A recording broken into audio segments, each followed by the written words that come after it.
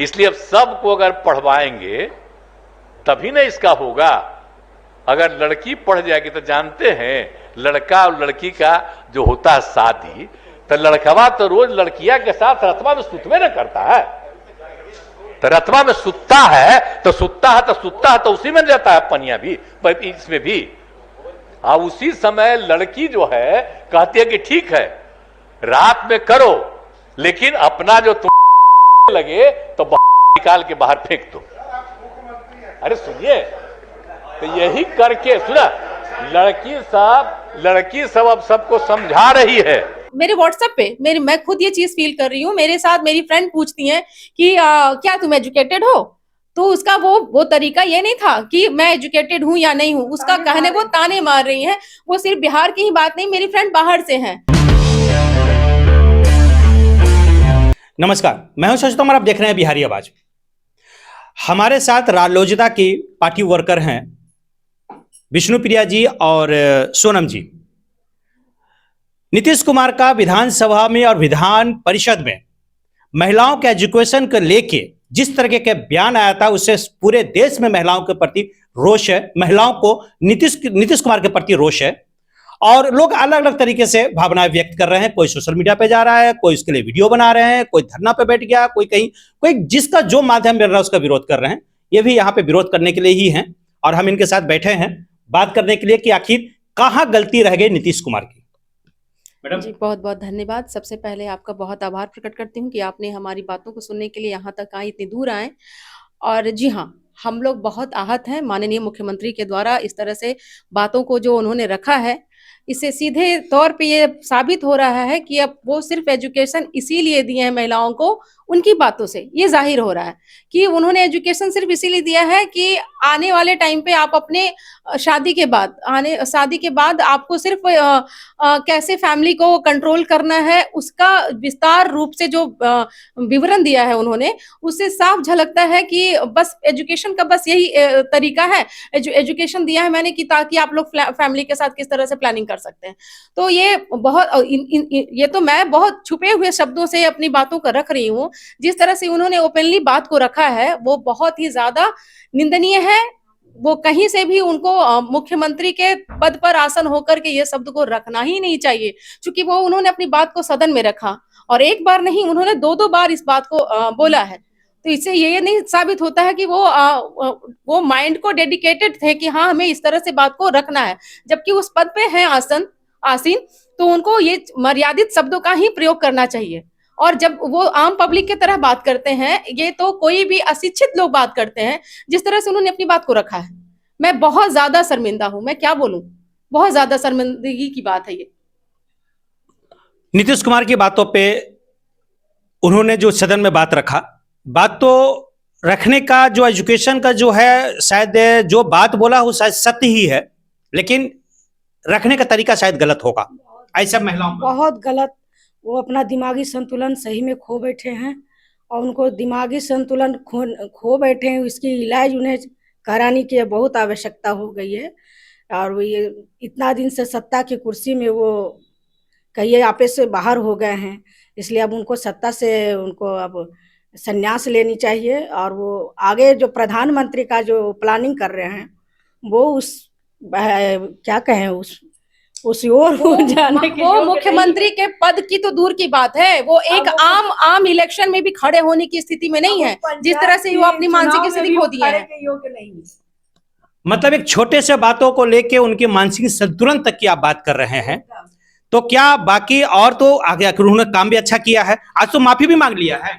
जी हाँ, अगर उन्होंने काम किया है तो मैं उसके लिए शुक्रगुजार हूँ। मैं बात मैं आपको बताई भी कि उन्होंने जितनी भी अभी तक महिला को लेकर के जो भी आरक्षण की बात की है, एजुकेशन की बात की है, जितनी सारी रोजगार की बात हुई है और उस पर अमल भी हुआ है, मैं उसके लिए तहे दिल से धन्यवाद करती हूँ। लेकिन अभी के जो भी बातें हो रही हैं, क्या उनकी बातों से सीधा वो, मैं ये नहीं कहना चाह रही कि बाकी के टाइम पे उन्होंने गलत करा है कुछ भी, लेकिन अभी जो बात बोला है, क्या एजुकेशन या जो भी चीज वो अपने लाइफ में करते आए थे अभी तक, सिर्फ इंटेंशन यही था, पढ़ाने का माध्यम सिर्फ यही था कि मैं एजुकेशन के द्वारा शादी के बाद की बातें करूं, और वो भी उस जगह पे जा करके, ये सर बिल्कुल निंदनीय है। मैं बार बार बात कर रही हूँ इसी बात को। ये माफी मांगने से माफी देने वाली बात ही नहीं है, बिल्कुल बात नहीं है। क्योंकि ये एक एक बच्चा के पास ये रिकॉर्डिंग है सर। मैं बता नहीं सकती कि घर पे भी मेरे व्हाट्सएप पे मैं खुद ये चीज फील कर रही हूँ। मेरे साथ मेरी फ्रेंड पूछती है कि क्या तुम एजुकेटेड हो, तो उसका वो तरीका ये नहीं था कि मैं एजुकेटेड हूं या नहीं हूं, उसका कहने वो ताने मार रही हैं। वो सिर्फ बिहार की ही बात नहीं, मेरी फ्रेंड बाहर से हैं। क्या मतलब वो भी एक महिला है, उन्हें भी इस बात को लेकर के बुरा लगा है। और वो बोलती है तुम किस जगह से बिलोंग करती हो और ऐसे ऐसे मुख्यमंत्री को हम लोग वोट देते हैं।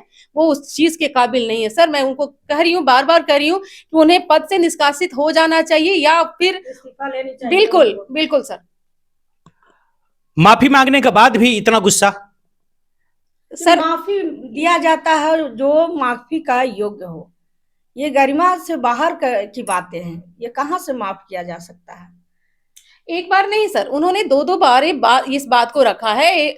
मतलब वो भी विस्तार पूर्वक। क्या किन्हीं को पता नहीं कि फैमिली प्लानिंग किस तरह से की जाती है? इनके बताने से कोई करेगा क्या? ये इनको इतना ओपनली बात करने से होगा क्या? या इतना ही एजुकेशन की बात करते हैं ना, तो महिला काउंसलर हर एक जगह पे स्थापित कर देना। इनके सत्ता में एजुकेशन है, हर डिपार्टमेंट इनके अंडर में है, तो क्यों नहीं ये एजुकेशन की व्यवस्था करते हैं? शिक्षा एजुकेशन की नीड है, बिल्कुल है, जरूरत है सर, बिल्कुल है। ताकि हम लोग अपनी जो भी महिलाएं हैं, जो भी बच्चियां हैं, उनको अगर एजुकेटेड रहेंगी तो उनके फैमिली जो भी है वो कंट्रोल में रहेगा। बट तरीका होता है सर, हर बात को रखने का एक माध्यम होता है, एक तरीका होता है। ये उस पद के उस बात को रखने के काबिल जगह नहीं थी। पढ़ी लिखी महिलाओं को पता होता है कि उन्हें अंतिम क्षणों में क्या करना है, क्या नहीं करना है। इसकी जानकारी माननीय मुख्यमंत्री जी को सदन में, भरी सदन में इस तरह का बयान नहीं देना था, उन्हें इस तरह से बातें नहीं रखनी थी। माननीय मुख्यमंत्री जी को मैं ज्यादा नहीं, बस अपने कुछ चंद बातों से मैं ये बताना चाह रही हूँ कि वो अपनी बातों को इस तरह से भी रख सकते थे। मान के चलो, उन्होंने ये बोला कि अंतिम क्षणों में किस तरह से प्रिकॉशन लेनी है महिलाओं को या लड़कियों को, कि एजुकेशन दिया है मैंने तो उनको इस तरह से प्रिकॉशन लेने की जानकारी के लिए मैंने एजुकेशन दिया है, ऐसा उनके वक्तव्यों से लग रहा है। लेकिन अगर वो अपने शब्दों का सही तरह से प्रयोग करते हैं तो कहीं से भी अभद्र नहीं लगता और उसकी सही जानकारी सही तरीके से महिलाओं और बच्चियों तक आती। लेकिन जो ये बोले हैं उस बात से सीधे वो एक प्रदूषित तरह से बातें हम लोगों तक पहुंच रही हैं, जो बहुत ही ज्यादा बुरा है, बहुत गलत है।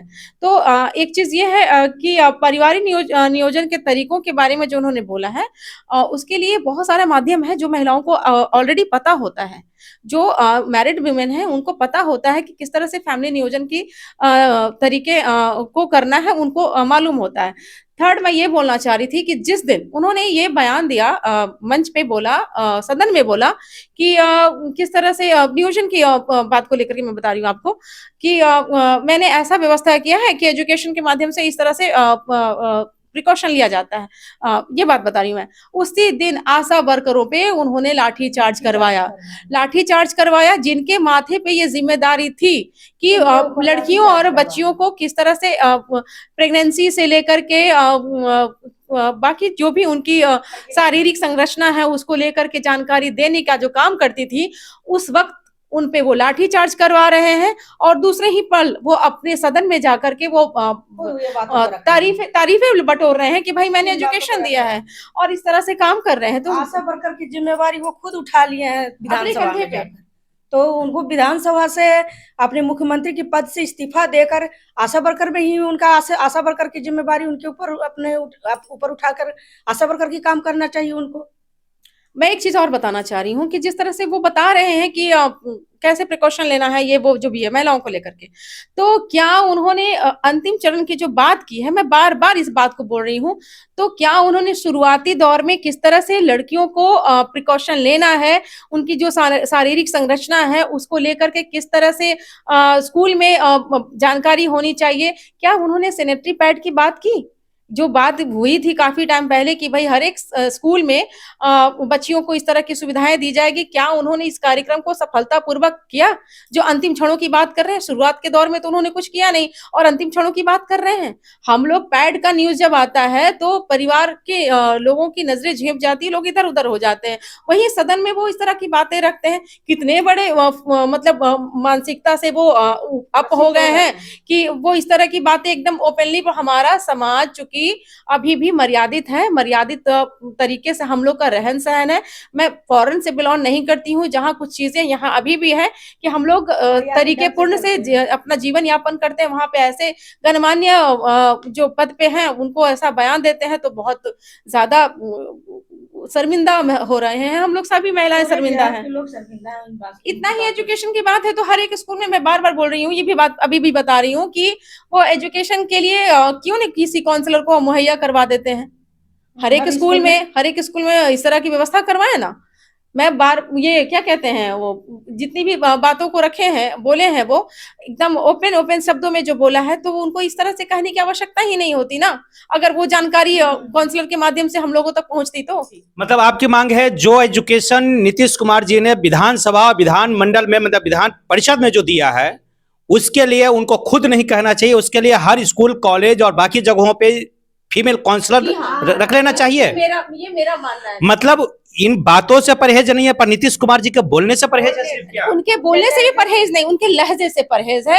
जिस तरह से उन्होंने ओपनली बात किया है वो बहुत ज्यादा, मैं क्या बोलूं कि जितनी भी महिला है, खराब लगता है, बहुत बुरा लगा मुझे ये देख करके कि ये उस पद पर स्थापित है, इतने बुजुर्ग हैं और ये इस तरह की बातें कर रहे हैं। फैमिली कंट्रोल कैसे करना है, एकदम गजब बात करते हैं सर, ऐसे तो बात नहीं होती है। बहुत बुरा लगा मुझे ये वीडियो देख करके। मुझे इस बात का भी अब शर्म होता है कि मैं बिहार से बिलोंग करती हूँ, आज तक मैं हर जगह बिहारी टॉप, बिहारी फर्स्ट आते हैं और इस तरह की बातें यहाँ के मुख्यमंत्री करते हैं और ये ख्वाब देखते हैं कि हमको प्रधानमंत्री बना दिया जाए। इनको रिटायरमेंट की आवश्यकता है, ये मानसिक संतुलन खो चुके हैं। बस मैं यही कहना चाहती हूँ। कुछ अलग और इनकी बातों के अलावा कुछ और कहना है कि सत्ता के गुरूर में वो अंधे हो चुके हैं और उन्हें संन्यास लेनी चाहिए। बस वो बहुत सत्ता का सुख ले लिए हैं, अब वो आराम करें और जाएं अपने घर में, अपना वो आराम करें। देखिए कि महिलाओं को किस तरीके से नीतीश कुमार के प्रति रोष है, उनके वक्तव्य पर रोष है। माफी मांगने के बाद भी लोग उनके इस्तीफा की मांग कर रहे हैं, मुख्यमंत्री के रूप में नहीं देखना चाहते हैं।